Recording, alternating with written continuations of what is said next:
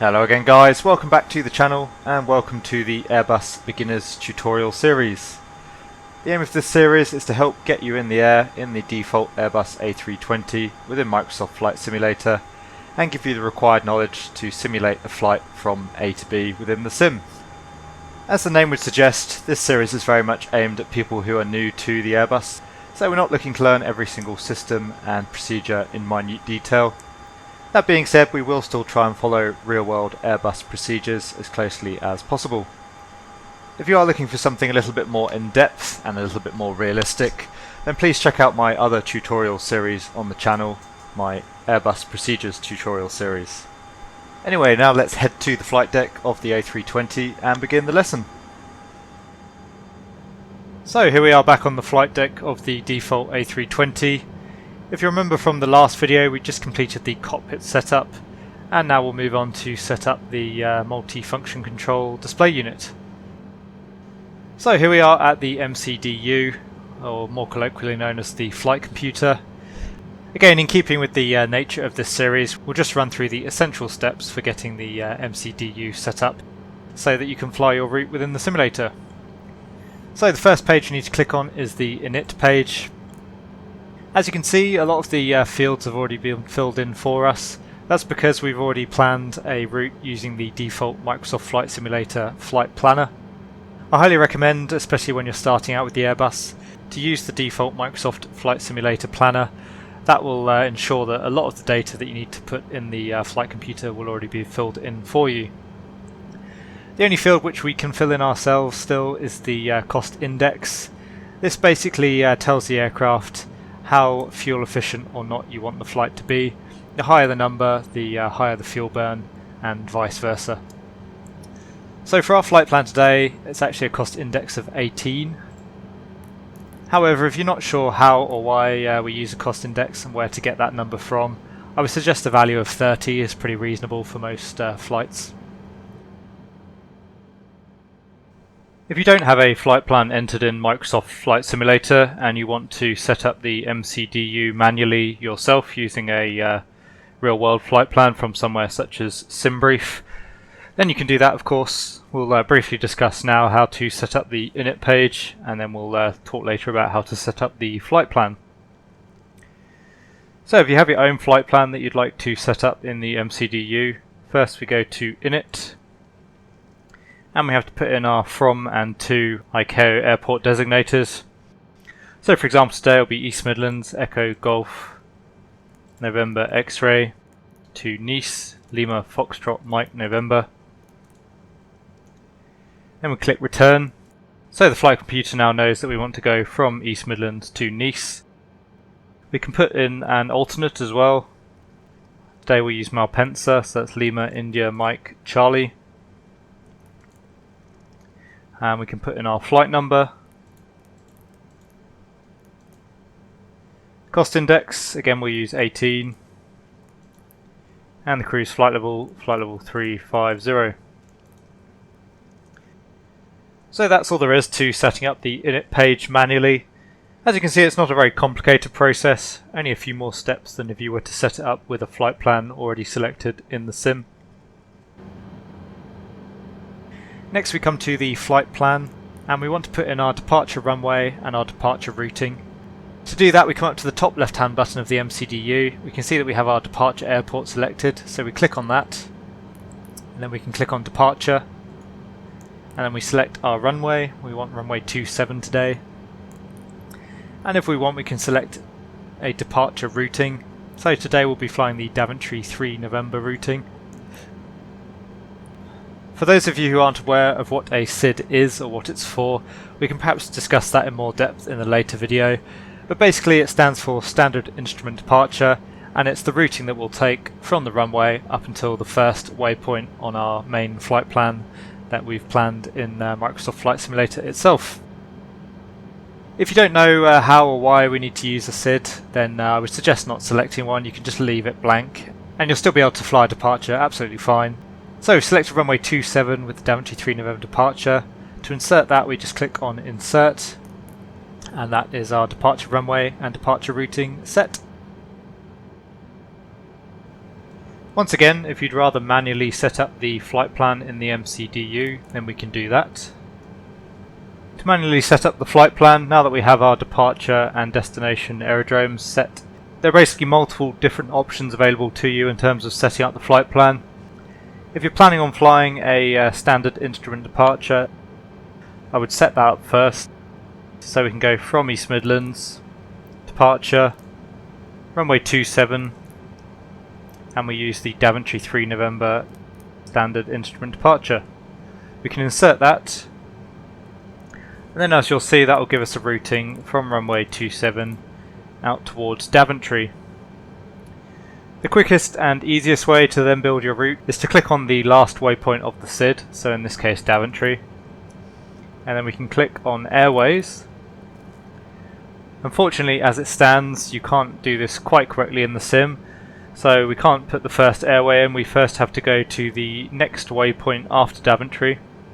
So today that's waypoint Finmer. Put the next waypoint on your flight plan in the to field. That gives you direct to Finmer. And then you can build up the flight plan using the airways and waypoints of the plan. So for example, we're flying from Daventry on the Uniform Mike 605 airway. So we put that in the via, and then that will be to waypoint Silver.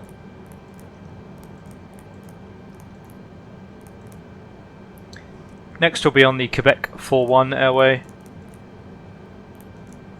That will be to waypoint Cowley.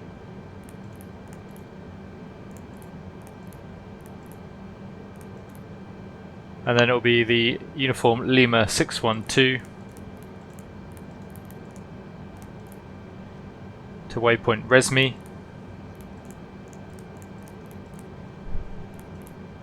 We can insert that now. And as you can see, the flight plan has been built up. However, the default Airbus is somewhat erroneous, as it only gives you the final waypoint on each of the airways. It doesn't give you the intermediate waypoints.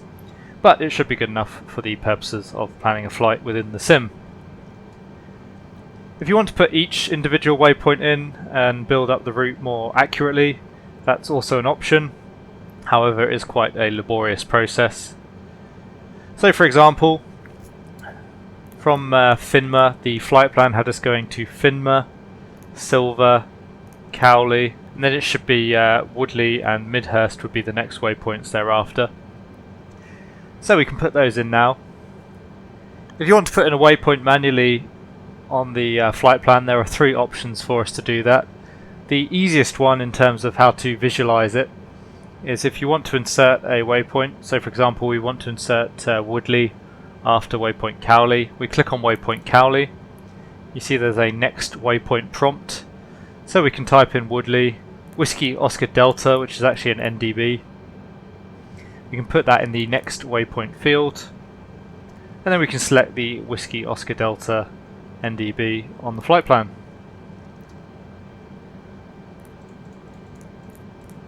As you can see, that now gives us Cowley and then Woodley. Just to give you another example of that, so the next waypoint is the Midhurst VOR, which is Mike India Delta. That's after Woodley, so we click on Woodley, Mike India Delta, next waypoint, and in this case we know it's the top line as it's north 51 and west 0. Obviously you'll need to know the position of the specific VOR in this case. So we click on that and again insert, and that now gives us Cowley, Woodley, Midhurst. Another method of entering waypoints in the MCDU, the next waypoint after Midhurst is waypoint Bognor. So we can actually just type that straight into the flight plan. So to do that, if we want to insert a waypoint in the MCDU, we have to insert it on top of the next waypoint on the flight plan. So for example, after Midhurst is waypoint Bognor. The next waypoint on the flight plan currently is Resmi.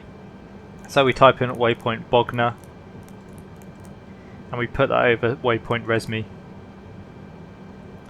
And as you can see, that now gives us Midhurst and then Bognor and then Resme. So next would be Benbow. And again we put that on Resme, and that'll put it below Bognor. And then it'll be multiple waypoints from there down to Resme, so it'll be Hawk, Zamab, Vuel and Impacts. So that's all the waypoints on the flight plan down to waypoint Resme. We'll insert that now.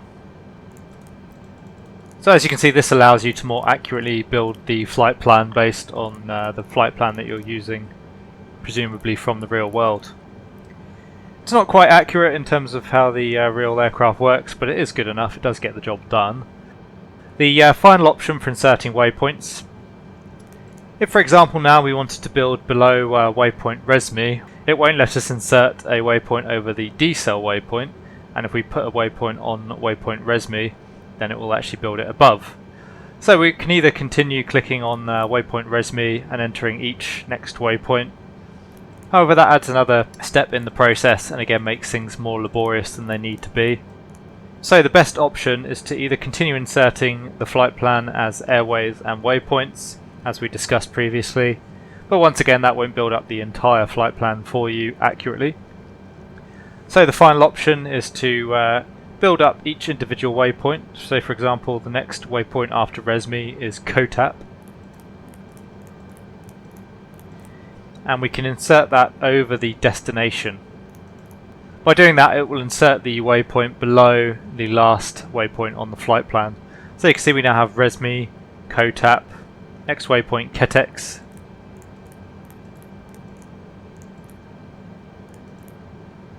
then QSEC,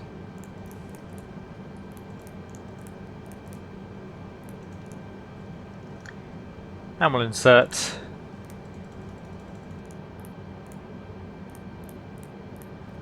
and you can see that we now have Resme, COTAP, KETEX, QSEC, and again we just have to build up the entire flight plan in the same fashion. So it is possible to build up your own flight plan using a flight plan externally from the sim.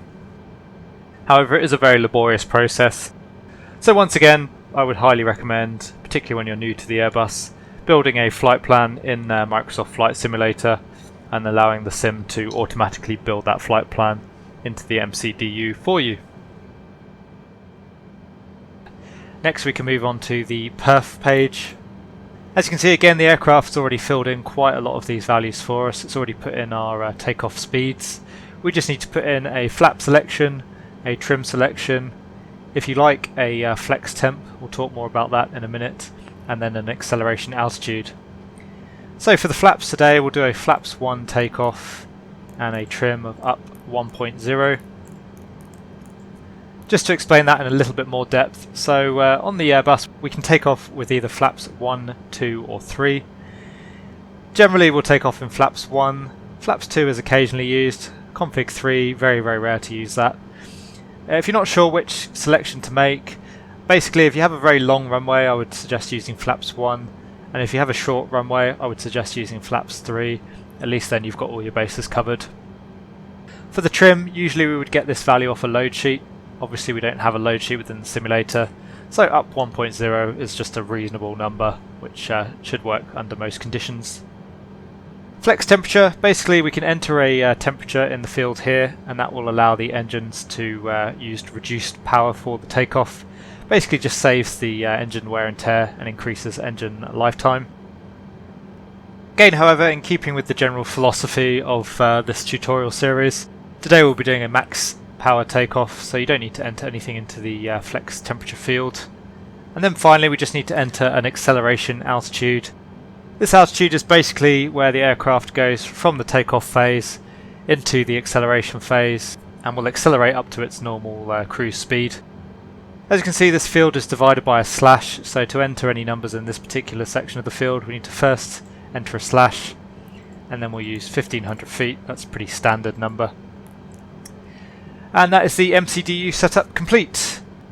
As I said, it's a very abbreviated version of the real world setup, but again, in line with this tutorial series, we're just going through the essential steps for getting everything set up in the aircraft ready for the departure.